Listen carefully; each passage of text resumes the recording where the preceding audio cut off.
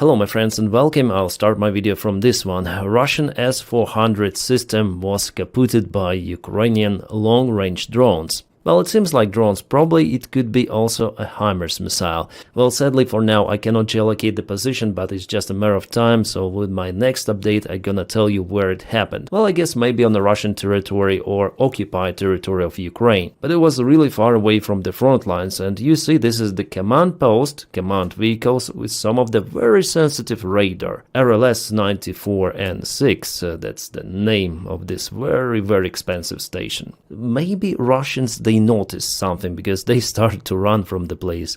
So here comes kaboom. Yeah, definitely. Radar itself was hit. Very precise. Well, judging on this kaboom, after all, I don't think it's HIMARS. I think it's the precise drone strike. And guys, this is absolutely not a decoy, judging on the personnel which was out there and the scale of this event. Yeah, they had there with Blackjack and Matryoshka. Well, not any longer. The surveillance was done by Ukrainian Shark drone, as it mentioned here. Ukraine produces lots of those Shark drones, but still they're in lack of the range. That's why I think it was not that far away from the front lines, but still behind. So Russia continued to lose their systems, and we have this evidence that was published today. Maybe it is the reference to events which happened a couple of days ago. Then I said, oh, for now I don't have the evidence and I should wait for video confirmation. Back then it was reported that Russia lost S-400 in Kursk region.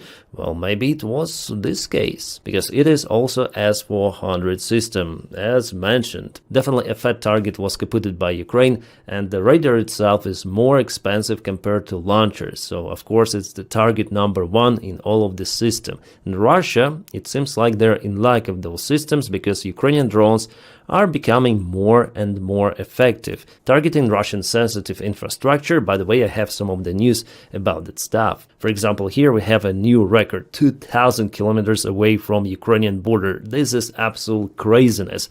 Two main oil refinery was hit, and it was confirmed that it wasn't smoking in the wrong place in the wrong time. No, it was definitely a Ukrainian drone in action. By the way, back in 2009, I was in Tumen. I was doing my line training on ATR 42. So I spent in Tumen at least 2 months, and on my pilot blog I recorded a video about my experience flying in Russia. It was kind of interesting. Yeah, our Ukrainian airline, they sent us for line training to Russia because by the time there was no conflict between Ukraine and Russia, and Russians, they had the same airplane type, ATR. So yeah, I'm quite familiar with the city and with the airport itself. Well, I haven't been to this refinery before, but seeing it's kaputted, actually, it warms my heart a little. Knowing that the Russian economy is declining more is always pleasant. So this is the refinery, it was filmed, and here are the damages from the close perspective. Well, I don't think that drone hit a very sensitive part. Maybe Russians even created this cage like they do with their tanks to protect sensitive equipment,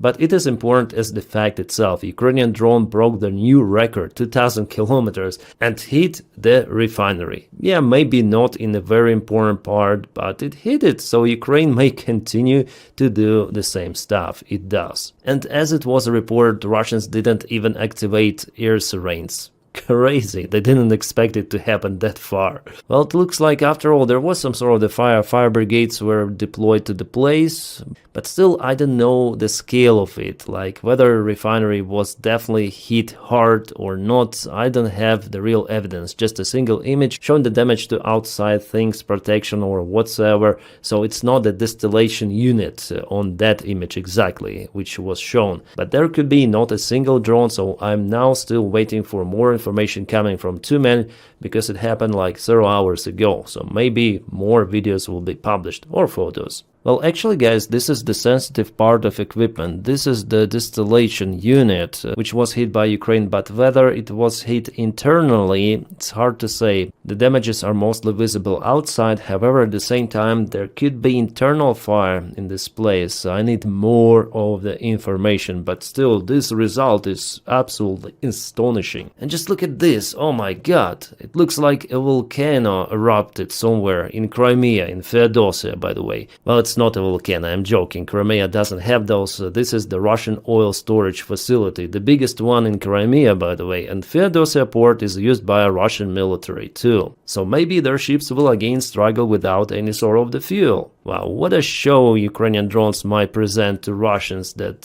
special military operation definitely goes according to plan. Well, maybe not Putin's plan, but that's the other stuff. That's the latest image we have from our military correspondents from the place, and they show that definitely fire there continues. Eruption in progress. Feodosia is warming up this cold night. Yeah, I just want to show you where it is. So this is Feodosia Bay, the place for the Russian military. And where's the oil storage? Well, it's over here. Even on this low resolution image you may see it clearly. So several fuel tanks are just burning. And yeah, one more night photo from Feodosia. Still the fire continues. Yeah, this is huge, guys. Absolutely big oil storage out there, which is gone. Well, maybe not gone entirely. Maybe some of the fuel tanks or oil tanks are still out there. But since the fire continues for almost 24 hours, I may say that it is a very significant strike. Indeed. And the NASA fire detection satellites also confirmed that. Oh, and one more Russian air defense was just annihilated. This is the Buk M1 air defense system. You see our drones are chasing it and coming closer, closer, closer, and kaboom! Yeah? Or what happened there? Oh, it was a landing. Landing between those missiles. What a view! Oh, maybe they want to track it like that? Cameras from the side. What is happening? Like, our drone is on the roof. It's the first time I see this kind of the image. I didn't see it before filming this video, guys. It's crazy. After 15 kilometers. So our drone was working as a spy, yeah? As a bug. Oh, it's right. Like, what those Russians are doing. Oh my god. Oh, it's a spy drone, really. Maybe it carried some of the explosives inside, or what? It is very smart. They saw the drone. They took pictures. Oh, jeez. It's better not to touch it, otherwise it will kaboom. Like, what the hell is happening? Let's film it. And next, oh, this guy took the branch. Oh my freaking god. They didn't know what to do, but it is out there with those huge missiles. Oh, they start to run. Run. Yeah, it's better run. They saw it sticking. That's it? That's all the video? Well, I hope it was some sort of the big kaboom. This video is hilarious. Well, here the comments say that after all, the Buk was kaboomed by the drone just a little later. And they also clarify that it wasn't not the Buk M1, but Buk M3, so more modern version. Well, actually it was happening like that before. For example, this video was shared a few months ago with Russian Buk, and also drone landed on top. It proceeded and traced the system, and later on the system was kaputted. We have even the image coming from the drone itself, so it's like a spy bug drone. Yeah, back then it was Buk M1. But yeah, it was pretty much funny to see those Russian soldiers running around, filming everything on the phone. And with this branch, oh, the guy definitely wanted to win a Darwin Award, but after all they were scared about that one and ran away. This is the city of Belgorod. We don't see it because there is a total blackout and just air sirens are working. As it is reported and shown again, it was the drone strike on their facility. You see, significant damage for the second day consecutive. Ukrainian drones really try to annihilate it. And yeah, today there was one more strike confirmed. So last night and today, facility requires significant maintenance. And since it's very close to Ukrainian border, Ukraine has opportunities to launch hundreds of drones to this place. And it is a response of Ukraine against Russian attacks on Kharkiv, for example, because Russia ruins Kharkiv energy infrastructure as well as the Chernihiv Oblast infrastructure. There are also blackouts. So if Russia wants blackouts in Ukraine, they may obtain those also in Russia. And Zelensky also noticed that we can do it in Moscow. Well, we'll see. And legacy media already stated that Ukraine started to use Flamingo missiles once again, because before there was a single operation just conducted by Ukraine using those missiles towards Artemovsk FSB Command 4 post or something. One of the missiles hit the facility, the other one went nearby, so missed it. Well, maybe Ukraine figured out how to strike Russian infrastructure more precisely. What the hell is Russia doing? According to Osint Analytics, Russia is putting anti-drone equipment, some of the nets or meshes, really far away from Ukraine, 2,500 kilometers,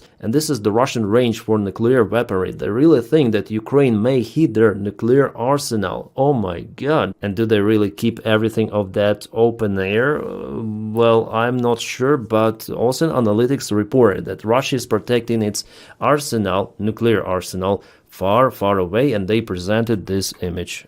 Interesting. Yeah, they're building those hangars-cages. It is outstanding, I would say. They really think that Ukraine might do it. Wow, at this distance and hitting nuclear arsenal? Well, I do not honestly think that Ukraine will or may do it. And yeah, before Kyiv Refinery halts the largest unit after drone attack, sources say so. It is no longer operational. It requires significant maintenance, and this refinery is one of the biggest ones in Russia.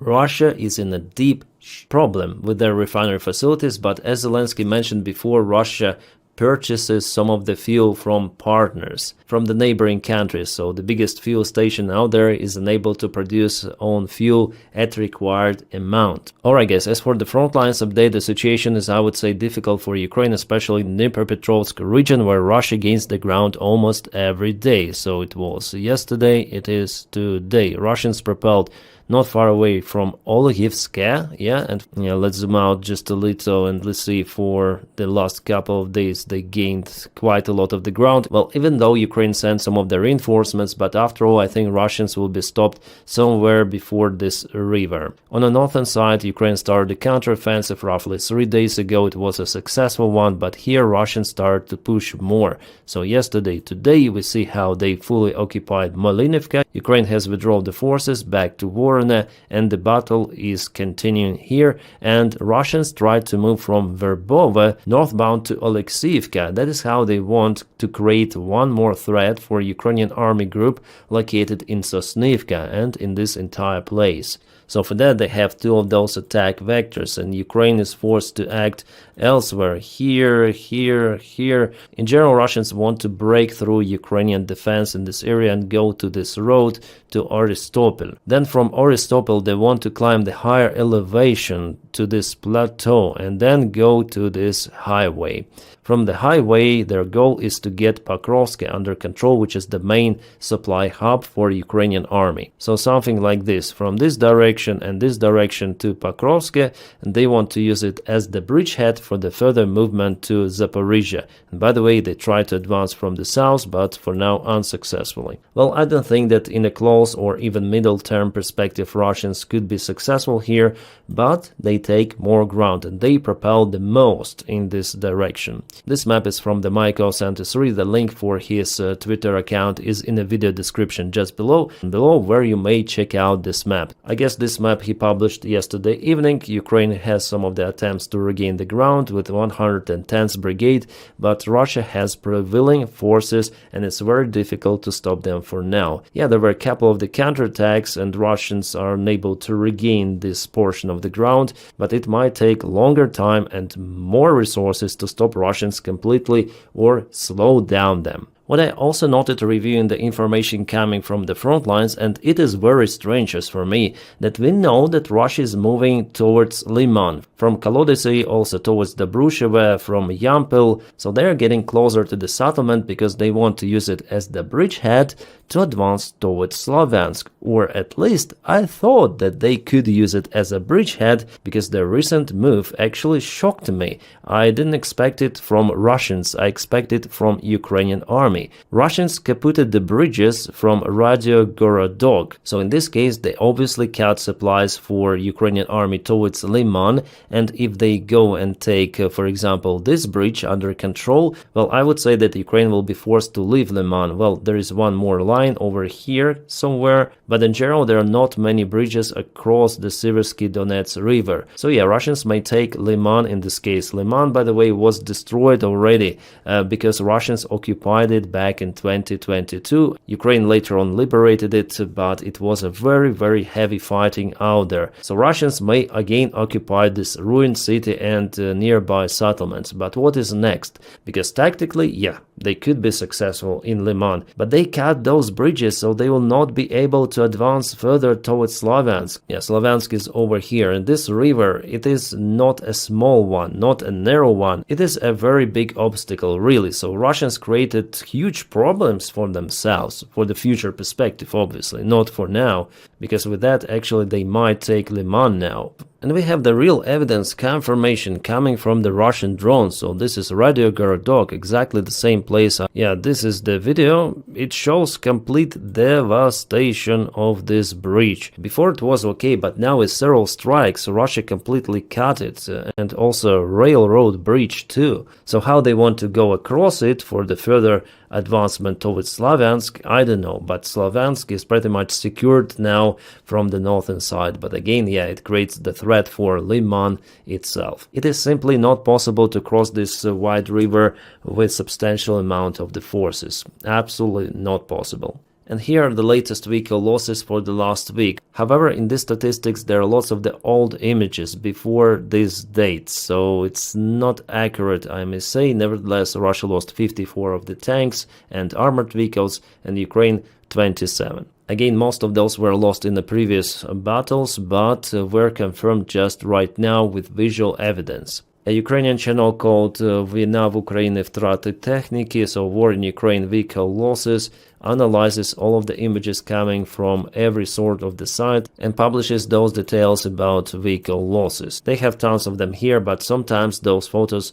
are older, yeah, well before, but just were published. Alright, the situation in Pokrovsk-Dobropilya direction. Here the front lines are boiling, and I found this map. It shows this entire area in a gray zone, because everything is mixed out there. Let me show you the situation in Nikanorovka village that was published roughly 3 days ago. So Russians are controlling this part of the village, then this part, but the Ukrainian positions are also further behind the previous Russian positions. Also, Ukrainians took this forest patch, so it is not understandable who controls what. That's why it's all in a gray area, let's say. There is the presence of Ukrainian army and of Russian army. So we have to keep patience and wait who controls what in this place. Pokrovsk-Dobropilya direction is, after all, very intense. Guys, I try to speak less and less about Donald Trump on this channel, but his remark about Tomahawk missiles, well, I want to point out the attention on it. And let's listen what he answered to one of the journalists who asked Donald Trump about supplyment of the Tomahawk missiles to Ukraine. Whether to supply Tomahawk missiles to Ukraine or sell them to NATO and let them sell them to Ukraine. Yeah, I've sort of made a decision, pretty much, if you consider. Yeah, I think I want to find out what they're doing with them. Yes. You know, where are they sending them, I guess. I'd have to ask that question. That war should never have started. So here Donald Trump said that he already made the decision, yeah? Let's listen this part. Yeah, I've sort of made a decision, pretty much. I've sort of made a decision pretty much, or as far as I heard, yeah? And here he probably immediately understands that he said too much. If you consider, yeah. Here, no, I say too much. I think I want to find out what they're doing with them. I think I'm going to find out what they are doing with them, with those Tomahawk missiles, yeah? You know, where are they sending them, I guess. I'd have to ask that question. Here I also don't understand ask question from Ukraine where they will send those missiles, or ask the question from European partners whether they will send Tomahawk missiles to Ukraine, for Ukraine to deliver those to Russia, I mean towards Russian oil refineries and so on. Well, if you check out Russian TV, they're absolutely sure that Ukraine will get those Tomahawk missiles. Well, I still have great doubts about Donald Trump's decision, but he said he made the decision. It's very interesting. And I wonder about the ground launchers, whether the United States has it in its own army or not, because this information is not public, it is top secret. But what we know that the ground launchers were developed for Tomahawk and not only, but the number of those, yeah, we'll only find out, then they will send those to Ukraine or to NATO if Donald Trump says the decision he has pretty much made. Well, for Ukraine, it could be really a new story with those Tomahawk missiles, because previous White House administration, they even hesitated to give permission for Ukraine to use ATACMS missiles on Russian territory. But now with Donald Trump doesn't really care about Ukrainian strikes on Russia, as you see. He's not saying that Ukraine should stop those strikes. You know, who was in the previous White House administration? Jake Sullivan. Jake Sullivan insisted for Ukraine to stop those strikes on Russian refineries because they were afraid to escalate. And with Donny, yes, he is an idiot, but this positive side of his that he doesn't really care. It's your war in Ukraine, Russia, whatsoever. You need to make peace, but the current situation for him, it's very, very distant. So Ukraine is using this time to actually harm Russian economy. Yes, not with American-made weaponry. However, some of the sources said that today's attack on Belgrade was conducted by HIMARS. Well, maybe, but we are not sure. The most of the strikes are being done with the help of the long-range drones. But Tomahawk missiles definitely might help Ukraine to achieve really precise and devastating goals, especially if they are being launched as a swarm of those missiles. Those missiles are not very big, but very capable and also very hard to intercept. That's why United States is using that technology for decades. So could those be some good news from Donny? Well, I hope so, but still I wouldn't believe it until I see it. Well, even if Ukraine gets those Tomahawk missiles, it's gonna be a question how Ukraine could use those, because United States would be in charge of those weapons as the previous administration was in charge of ATACMS, not letting Ukraine to act fully, yeah? So in this case, Flamingo missiles, they have more perspective to be used by Ukraine at the full range on any sort of the target. However, Tomahawk missiles are well proven by multiple of the operations. Flamingo is here and there, you know, it was just made, it's very wet, and Ukraine will have to modernize this missile. We see that it's not that widely in use now. That's why Tomahawk, after all, is important. Also, I would agree with the statement of Donald Trump that this war should have never ever started, and it's not about Donald Trump's presidency. If I were president, war would never. No, Russians should have stayed in Russia and not coming to Ukraine with fight. That's why it should have never ever been started by Putin's regime and Russia in general. And guys, please support my job. If you have this opportunity and you're willing to support it, you may do it by joining me on Patreon. The link for it is in the video description just below, or just sign up for membership of this YouTube channel. Thank you guys for making this content possible. And as always, I wish you all a peaceful sky wherever you are, and have a great time.